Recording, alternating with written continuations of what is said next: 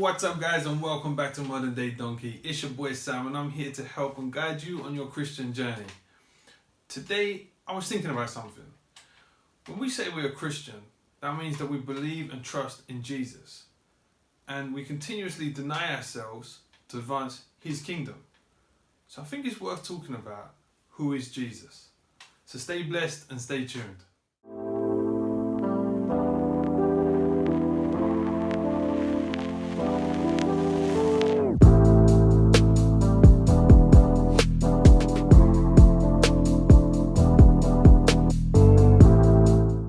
Who is Jesus Christ? Well, first of all, I want to point something out. His name isn't Jesus Christ. So, like Leo Varadkar or Boris Johnson or Donald Trump, it's not Jesus Christ.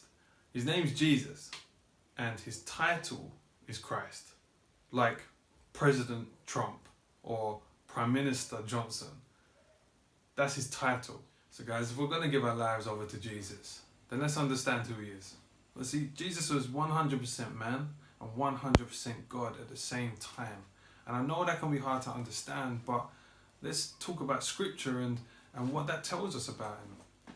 Well, see, scripture tells us that he was born to Mary. So he was born of flesh and blood and bone. He was man 100% in that sense. But not only that, it also tells us that when he got hungry, he ate. When he exerted too much energy, he got tired. When he was tired, he slept. And when he was grieved, he wept. These are all natural responses to natural states of the body and feelings and emotions. He was man.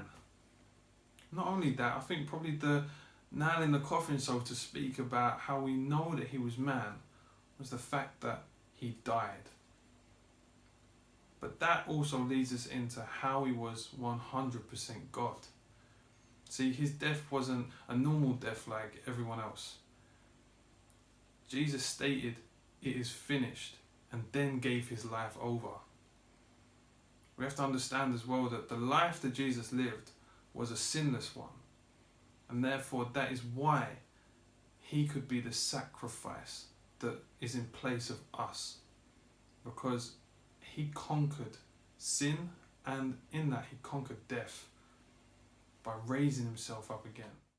But his death also leads us to understand how he's 100% God. Because his death wasn't a normal death. He said it is finished and gave his own life over to death. But then of course 3 days later, he rose himself from the dead. Now, you show me one other person that can do that. When he was alive, he had power and authority like no other. He cleansed lepers, showing his power and authority over disease. He made the blind see, the deaf hear, the crippled walk. That's power and authority over disability. He cleansed or cast out demons from people, showing his power and authority over demons. But most importantly, he showed his power and authority over death by conquering it and raised himself again. He previously done this with Lazarus and others in the Bible. He showed that he has the power and authority over everything, over creation, because he was able to bring people back from the dead. And so that is just through in scripture what we get, and to understand that he was man, and I'm sure he lived quite a normal life, like most men, or most humans, but he's also God, at the same time. One of the most important pieces of scripture to help us understand this is John. And in John 1 it says, "In the beginning was the Word, and the Word was with God, but the Word was God." So it's telling us that Jesus being the Word, he was with God, but he was God. And then in verse 14 it tells us that the Word became flesh and dwelt among us. So scripture tells us that Jesus being God in the beginning of time, being with God as well, he then became flesh and he dwelt among us.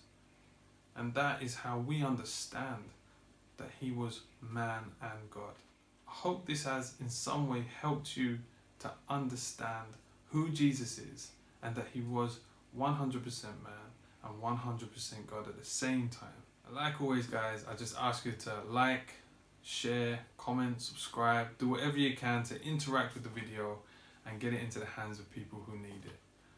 Now take care of yourselves and chat to you later. Latest donkeys!